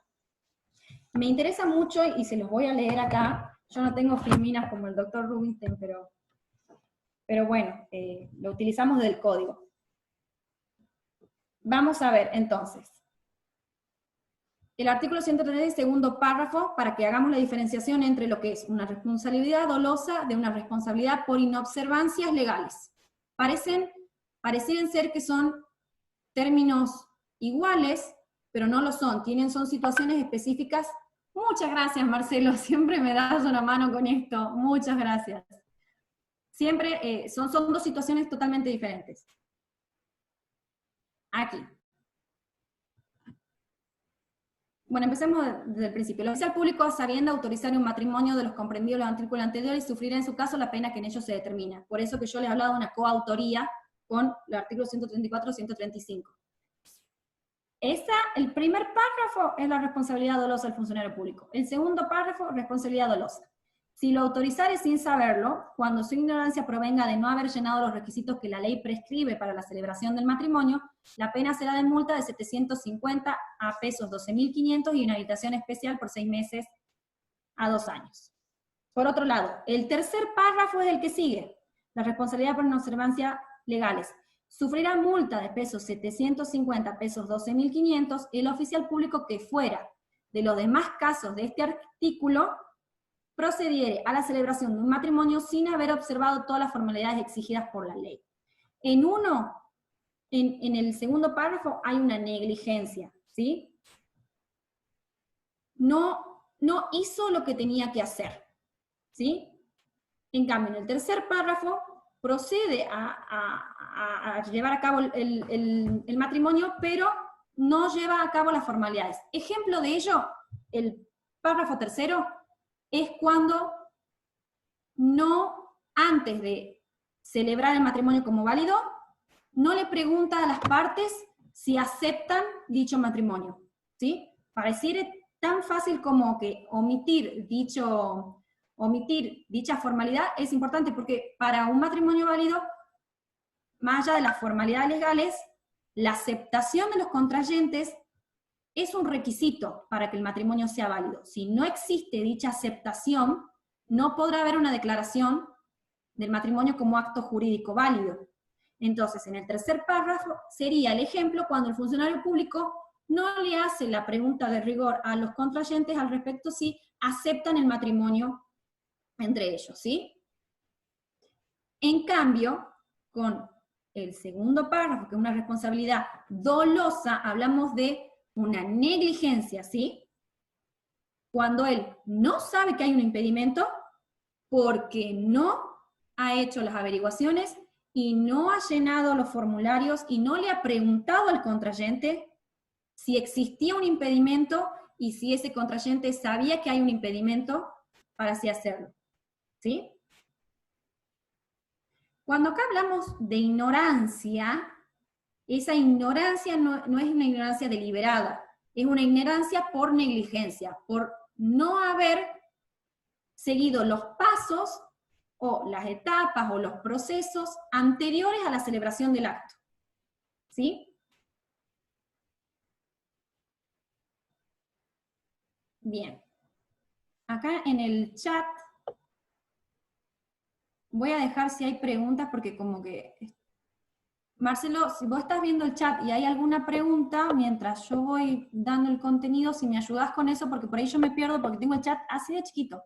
Entonces me aparecen 2 o 3 preguntas y no quiero dejar librado a una cuestión de entendimiento si es que no porque yo no pueda ver las preguntas. Marce, ¿me escuchás? No me escucho. Bien. Sí, te escucho. Bueno. Quédate tranquila, ya me ocupo yo. Cualquier cosa me avisas, ¿bien? Entonces, bueno. 134, 135, 136, tipos legales al respecto de los contrayentes, pero siempre al respecto de estos impedimentos legales del 403. Ahora, dejando de lado esta parte de los delitos contra el Estado civil. Vamos ahí a la segunda parte, ¿sí? Que vamos del artículo 138 al artículo 139 bis. Ya luego, desde el 140, nos adentramos en las aguas de delitos contra la libertad. Si no, vamos a tocar todo ello. Vamos a ver lo que es la supresión y suposición del Estado civil y de la identidad. Esta es una cuestión, en estos tipos legales, más que la situación jurídica, ¿sí? Hablamos de el Estado civil en relación a la identidad de alguien. ¿Sí? Más que nada lo que se quiere proteger es la inalterabilidad del Estado civil en relación con la identidad de una persona, ¿sí? En esta situación en particular vamos a ver, y ustedes ya sabrán, o si no lo saben y lo vamos aprendiendo en esta carrera, es que el Estado civil se prueba con las actas oficiales, ¿sí? Que tienen fe pública, ¿sí? Estos delitos en particular que vamos a ver ahora, que es lo que es supresión y suposición del Estado civil y de la identidad, vamos a ver en particular que tocan con otros delitos como ser la falsificación de documentos, ¿sí? Y sobre todo documentos públicos. ¿Por qué? Porque si el Estado civil se prueba a través de actas, como el acta de matrimonio, el acta de nacimiento, el acta de defunción, la supresión, la alteración, ¿sí? De alguno de los datos de esta acta, ¿sí? O del acta en sí, conlleva a otro delito autónomo, que es la falsedad de la falsificación de documentos, ¿sí? Existe, y ya vamos a ver en algunos, en el 139, en particular, 139 bis, vamos a ver en particular que hay una relación concursal que es de importancia, que Porque un delito que tiene una protección de un bien jurídico puede estar, a su vez, atacando un bien jurídico protegido, ¿sí?, en otra parte del código. Entonces, ¿qué vendría primero en ese caso? La alteración o una supresión de algún dato que altere un estado civil o la identidad de una persona. ¿Qué es lo que viene primero? ¿La alteración o la supresión? ¿O una falsedad? ¿Sí? En este caso va a ser importante de que una relación de exclusión no se dé, y se dé para algunos doctrinarios una relación concursal. ¿Cuál es la acción primera? ¿Cómo se puede alterar y o suprimir, ¿sí?, la identidad o el estado civil de una persona? Es alterando y o todas las otras acciones que vamos a ver un acta. El acta que prueba el estado civil, es decir, la situación jurídica de una persona, o que pruebe la identidad de esa persona. Entonces, primero vamos a tener un delito de falsedad de documentación, o falsificación de documentación, que conlleva a la alteración de los datos, que puede llevar a la alteración, a la supresión, ya lo vamos a ver a todos estos medios, del estado civil y la identidad de una persona. ¿Sí? En ese caso en particular, a veces pareciera que un delito va por un lado, otro delito por otro, pero no. Suelen ir de la mano ambos delitos.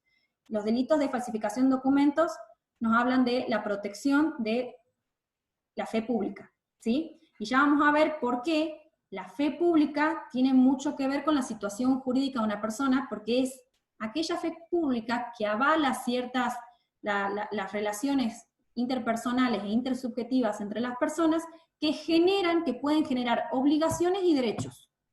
Alterar el estado civil o la identidad de una persona puede generar o puede conllevar a que se anulen derechos o se maximicen obligaciones. Lo vamos a ver en particular con un tipo legal que es importante, que es la cuestión de los menores. ¿Sí? La cuestión de los menores en la situación de identidad tiene mucha relevancia al respecto.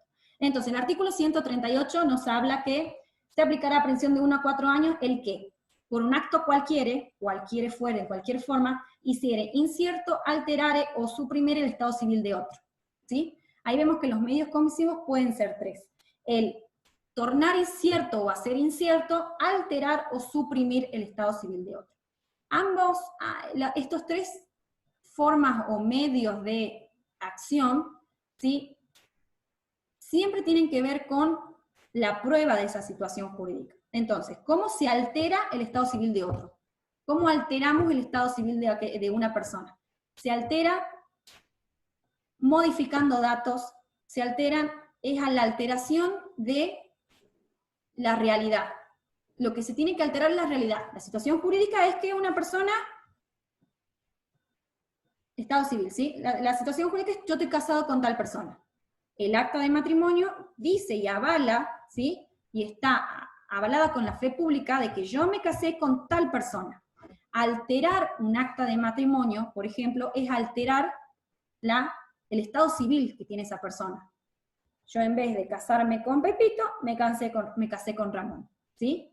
Por supuesto que la forma por excelencia de probar la situación o el estado civil de una persona es a través del acta, ¿sí? Entonces, alterar, suprimir o hacer incierto tiene que ver con la prueba de ese estado civil. Hacer incierto, hay ejemplos en manuales que son hasta graciosos. Es, por ejemplo, cuando uno va al registro civil, una persona dolosamente en el registro civil hace desaparecer el libro donde se encontraba sentada y protocolizada el acta de matrimonio de tal persona con tal otra. Hace incierto porque ya no existe, ¿sí? Por supuesto que habrá otras formas para demostrarlo, ¿sí? Habrá copias legalizadas y demás, pero lo tornará incierto, tornará incierta la situación jurídica, ¿sí?, en la cual se encuentra una persona a través de otra, ¿sí? Alterare o suprimiere. ¿Cómo se puede suprimir un acta? ¿Sí? Otro ejemplo en los manuales es sería arrancar una de las actas de ese libro, ¿sí? Por supuesto que estamos hablando de delitos dolosos, tornando o alterando el estado civil de esa persona, ¿sí? En este artículo en particular creo que lo primario es entender cómo se prueba el estado civil de una persona, ¿sí? Cuáles son las formas en las cuales se puede lesionar el estado civil de esa persona, ¿sí? Y cuáles son los medios. Ya lo van a ver en los manuales que el tornar incierto, alterar o suprimir van a tener ejemplos muy particulares, pero a grandes rasgos y sin ser muy meticuloso, siempre es una cuestión de la prueba del estado civil, ¿sí? Ahora, me interesa mucho más lo que el artículo 139, porque esta es una cuestión de identidad, ¿sí? La cuestión de identidad tienen un privilegio y tienen una protección integral en nuestro derecho, en nuestra legislación interna, que va avalada o que viene de la mano de la legislación externa de los tratados de derechos internacionales en materia de derechos humanos, ¿sí? Lo cual le da una impronta muchísimo más destacada a lo que es la identidad de las personas. Y en este caso en particular, aquella acción en la cual se afecte la identidad, ¿sí?, de esta persona, o de una persona futura, puede traer aparejadas, y es donde hace hincapié la protección de la identidad, es al respecto de los derechos que ella pueda tener. Se ha dado, ustedes entiendan que los tipos penales siempre vienen de la mano de la realidad, y la mano de la realidad nos llevó que existen situaciones, por ejemplo, la venta de niños, en hospitales, o bueno, un montón de situaciones que van de la mano de los niños recién nacidos, ¿sí? Que tienen que ver con este tipo de delitos. Bueno, artículo 139. Se impondrá prisión de 2 a 6 años a la mujer que fingiere preñez o parto para dar a su supuesto hijo derechos que no le corresponden. Cuando empecé a hablar sobre este tema, hice hincapié sobre lo que es la generación de derechos y obligaciones, lo cual es la protección que se le quiere dar, por vías naturales a la obtención de estos derechos y obligaciones, ¿sí? Entonces, uno de los supuestos es cuando una mujer fingiere estar embarazada, ¿sí? Es la situación en que la mujer finge estar embarazada, trae un niño ajeno a ella o ajena a la persona a la cual dice estar embarazada, para que este hijo tenga derechos que no le son suyos, porque no es hijo de quien dice ser. Por supuesto que esta situación se puede ver ahora, o sea, en la actualidad se puede ver corroborada con un montón de exámenes que existen que no existían antes. No existían antes lo que es la cuestión de paternidad que hoy existe, lo que es la impugnación de paternidad que existe por la vía de los tribunales de familia, que hoy, por supuesto que esta situación va acompañada de esas formas de prever paternidad como maternidad. Ustedes saben que la maternidad es un hecho hoy en día ambas se prueban, ¿sí? No recuerdo yo recuerdo un profesor que decía que la maternidad es un hecho y que la paternidad a veces es dudosa. Bueno, hoy no es tan así, y de hecho no lo ha sido así en muchas situaciones en particular que han sido casos paradigmáticos, como la que vemos en el caso del supuesto 1, donde se pena a la mujer, el sujeto activo del delito será la mujer que fingiere, ese es un elemento del tipo, preñez o el parto o dar la luz a un supuesto hijo que no es su hijo natural, no es su hijo sanguíneo, para darle derechos tanto de ella mujer u de otro, o atribuirle una paternidad ajena a otra persona. En este caso puede ser el esposo de esa persona. Hoy en día actualmente estas cuestiones se ven un poquito más ampliadas. En su momento, ustedes recuerden que en la ley civil los hijos extramatrimoniales no tenían ciertos derechos, hoy los tienen. Entonces este tipo penal en realidad estaba muy, muy ligado con esta cuestión que hoy en día se ve un poco más ampliada. Entonces los ejemplos que hoy podemos tratar de darles se amplían un poco más. Podría ser el caso de la mujer que finge preñez no solo de su marido, sino de cualquier otra persona, ¿sí? con la que seguramente avalará una relación intersexual entre ellas, seguramente ella se valdrá de lo que pueda. Imagínense todas las situaciones en las que una persona o una mujer puede fingir preñez. Entonces en este caso no necesariamente tiene que ser un marido, puede ser cualquier pareja de esta mujer a la cual ella quiera atribuirle la paternidad de un niño, ¿sí? Y que con ello se generen ciertos derechos al niño a raíz de ese vínculo. ¿Bien? Por supuesto que de la misma forma que hablamos de la falsificación de documentación, también podemos hablar en este artículo de una relación concursal con esos delitos, porque para fingir preñez o parto, más allá del el simple hecho de fingir el abultamiento del estómago, también existen falsificaciones de historias clínicas de médicos y demás que van por ese lado, ¿sí? Inciso 2. El que por un acto cualquiera hiciera incierto alterado se la identidad de un menor de 10 años, el que retuviere o ocultare. Esta situación en particular, ¿sí? Son tipos agravados, ¿sí? Tipos agravados sobre la identidad de un menor son tipos agravados por la característica que tiene que tener el sujeto activo, que sería un menor de 10 años. Este tipo de delitos en particular es donde más podemos ver la vinculación que existe con la falsificación de documentos en general. Sobre todo cuando nosotros hablamos de los delitos agravados de la falsificación de documentos, cuando hablamos de la identidad de un menor de 10 años, ¿sí?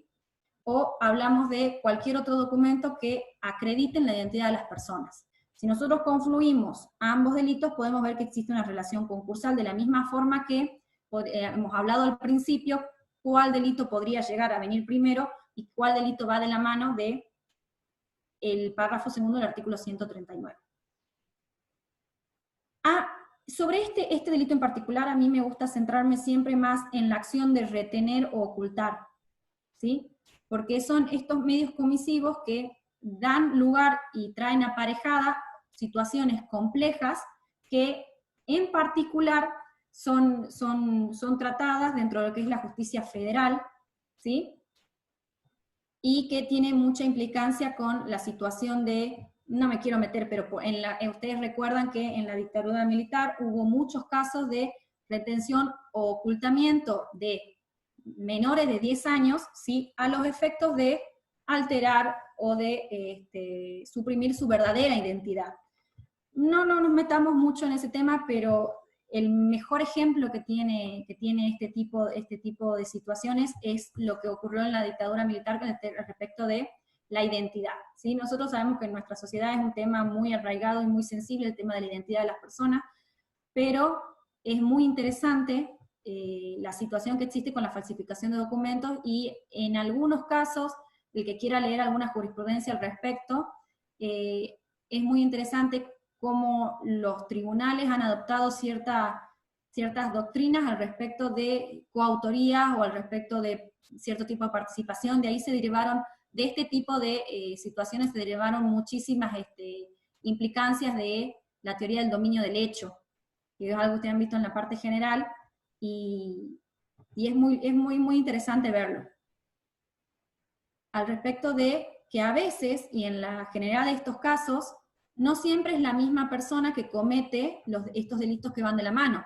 Por lo general, la falsificación de documentos, ¿sí?, iba de la mano de algún funcionario público, y la retención o ocultamiento del menor de otra persona. Y luego la supresión y alteración de la identidad de mano de ellos dos, de otra forma. Este era el típico caso de cuando se secuestraban los niños, o cuando se vendían niños, ¿sí?, se vendían a otras familias. Entonces teníamos muchos agentes, muchos sujetos activos, diferentes delitos que confluían en una sola finalidad, ¿sí? Entonces la teoría del dominio del hecho es lo que nos llevaba a poder dar responsabilidad por este tipo de delitos,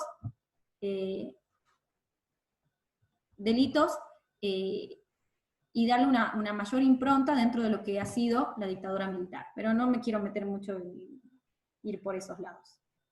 Bien, ahora, el 139 bis es, el 139 bis es aquel tipo penal en los cuales pena a los partícipes que hayan tenido una participación, o sea, aquellas personas que no han tenido una participación en la comisión de los delitos anteriores.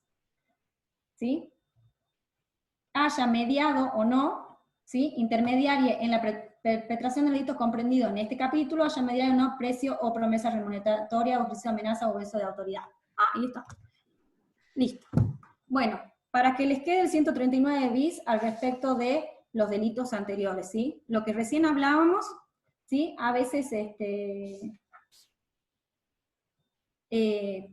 tiene que ver mucho con la situación de la situación jurídica, ¿sí? Entonces lo que se ha querido es, además de la previsión que tiene el artículo 45 al respecto del hecho y los partícipes y los autores, o la calidad que se le dé a cada interviniente en el hecho, se ha querido extender la punibilidad hacia aquellas personas que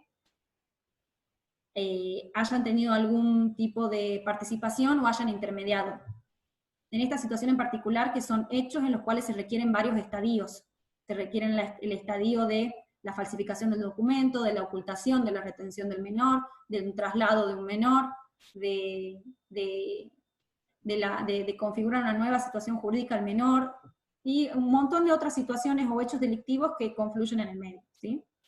Pero bueno, básicamente, estos son los delitos, ¿sí?, que están comprendidos dentro de la protección al Estado civil, y tomemos por otro lado la identidad, ¿sí? Nosotros, para que ustedes vean que si bien el título nos habla de el Estado civil, vemos que también está incluido en ello lo que es la identidad. Al respecto, ustedes saben que a veces la sistemática del Código Penal no es muy clara, y por ejemplo, la situación el caso de la simulación del matrimonio no debería estar comprendida dentro de lo que es dentro de lo que son el bien jurídico protegido, pero se encuentra sistematizada en el segundo párrafo del 135, pero si ustedes dan un mayor estudio o de fondo, se van a dar cuenta de que está mal sistematizado, ¿sí? Y es lo que sucede muchas veces con ciertos delitos dentro de todo el Código Penal en su integridad, que bueno, eso es una cuestión legislativa que, bueno, escapa muchísimas veces a nuestra cuestión. Lo importante es que ustedes puedan ser críticos al respecto, ¿sí? Y si ustedes pueden encontrar y pueden saber diferenciar, siempre teniendo como guía el bien jurídico protegido, ¿sí? Entonces, por supuesto que van a poder diferenciar ciertos hechos. Entonces, sí, a mí me gustaría hacer esa diferenciación entre lo que es el Estado civil, la protección de la legalidad de los matrimonios, por un lado, y el Estado civil como situación jurídica, cualquiera fuere, ¿sí?, como un hecho natural o como un hecho jurídico, y la cuestión de la identidad. Y que la cuestión de la identidad venga de la mano con la relación concursal que pueda haber con lo que ya van a ver lo que es la falsificación de documentos. Bueno, siendo las 10:03, he tratado de no tratar de explayarme y ser un poquito más concisa y poder dar todos los artículos de esta primera parte de la bolilla 8. Por favor, si ha quedado alguna duda, no he querido ser muy exhaustiva en lo que es los medios comisivos, porque están muy claros en los libros y hay ejemplos que son muy particulares. Lo importante es saber el Estado civil, qué es el Estado civil, cómo se prueba el Estado civil, cuáles son ciertas formalidades y demás. Así que bueno, nos va a quedar la segunda parte de la bolilla 8, que son los delitos contra la libertad, que se continúan con la bolilla 9, y que seguramente alguno de los profesores, ya veremos quién, a ver si se la da en una o dos clases en realidad, porque delitos contra la libertad son temas para explayarse bastante también. Así que bueno, Marcelo, ¿alguna acotación, algo que haya quedado que... ¿Se escucha? Sí, se escucha. Sí, no, estaba respondiendo ahí las preguntas, la última pregunta la habían hecho, bueno, estaban hablando de quién podía ser el sujeto pasivo de los delitos contra la identidad. Y vos lo explicaste muy bien, no te querés explayar porque la verdad que es un tema bastante complejo. Hemos tenido algunos inconvenientes en clases anteriores, porque puede haber hijos de desaparecidos. Uh-huh. Pero hay que, digamos, los chicos tienen que saber fundamentalmente de que se trata de un delito muy importante, un conjunto de delitos muy importante, porque es un derecho humano lo que hace la identidad, el saber de dónde provengo, quién es mi familia, y bueno, sí tiene una cuestión histórica. O sea, si no mal recuerdo, este artículo fundamentalmente es de la época posterior al proceso militar, y hace justamente a todo lo que ha sido la desaparición forzada de personas, el secuestro de esos hijos de desaparecidos, y hacerlos pasar como hijos de padre y madre que no lo eran, fingiendo preñez u otras cosas. Lo que quiero poner de resalto acá, contestándolo a Yelén fundamentalmente, es algo que, digamos, ya han pasado más de 40 años en el tema del proceso militar, pero sigue existiendo en la República Argentina, y es una realidad muy triste, el robo de bebés. Y como vos dijiste, hay delitos que son bastante complejos, y todos estos artículos que vos enunciaste finalmente, no es que haya una asociación ilícita, pero por lo general hay muchos partícipes, y este artículo, el 139 bis, hacen a la punición de todos los actores de esos delitos. Y para ponerle un ejemplo, algo que sucede, o por lo menos la acusación frecuente en Santiago del Estero, es todo un aparato montado, determinados hospitales, en donde cuando va una mujer a tener un hijo, se le dice que murió ese hijo. Cuando pide ver el cadáver, no le quieren mostrar. Ese niño que ha nacido con vida es vendido, es trasladado de provincia, se lo vende. Entonces, ¿quién comete ese delito? Y en esa cadena de delitos puede haber 8 o 9 implicados. Está implicada el médico, la enfermera, quien efectúa la intermediación, y por lo general no es una única intermediación. Están los santiagueños que lo trasladan a Córdoba, el cordobés que lo retiene, que lo ofrece a una familia con dinero, y la familia con dinero. Y esa mujer que tiene dinero, por lo general, ya meses antes venía simulando un estado de embarazo, para cuando aparezca ese bebé recién nacido pueda decir, es mío. En el campo se dice, no, estoy criando la hija de un sobrino, un sobrino, me lo dejó mi hermana. Pero en la ciudad, de la noche a la mañana, hacer aparecer un hijo diciendo, es mío, es medio complicado. O sea, lo que pasó, digamos, no te vi durante 9 meses con una pancita. Entonces, tanto el 139 como el 139 bis abarca toda esa posibilidad de cadena de delitos que hacen fundamentalmente a la identidad. ¿Y a la identidad de quién? Fundamentalmente de ese menor. Podría darse también, y ahí preguntaban quién podía ser sujeto, indudablemente la mujer que finge preñez para endilgarle a su novio, que tiene mucho dinero, de que estoy embarazada de vos, y en realidad aparece después un bebé que ni de ella es, ni de él es, ahí indudablemente la identidad va a ser de ese menor, pero también se está perjudicando a ese padre, a esa persona que se le está dando un estado civil, de una paternidad que efectivamente no lo es. Esto es fácil de comprobar hoy en día, como vos bien dijiste, Verónica, con una prueba de ADN. 30 años atrás, no era un profesor de penal, sino era un adagio romano de mater certa, pater incerto. O sea, eso. La madre sabemos siempre quién es, y el padre no. Nosotros los hombres nos dicen, es tuyo, y hace 20 años lo teníamos que creer. Hoy, si desconfiamos, tenemos la prueba de ADN. Así es, Marcelo, sí. Bueno, gracias, porque en definitiva aporta también algo que por ahí es difícil de dar en la tecla o dar en el tono, así que gracias, Marcelo. Bueno,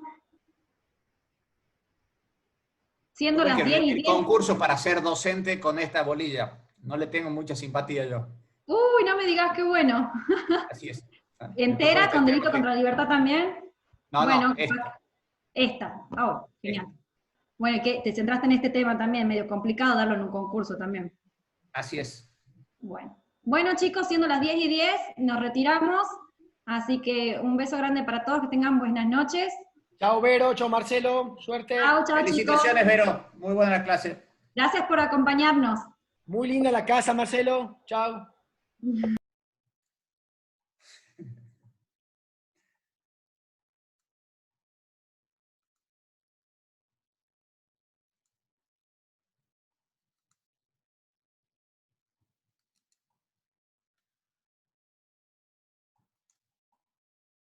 Esa es más linda. Ahí está, ¿ahí te gusta? Tendría que poner más lejos, sentado en el sillón.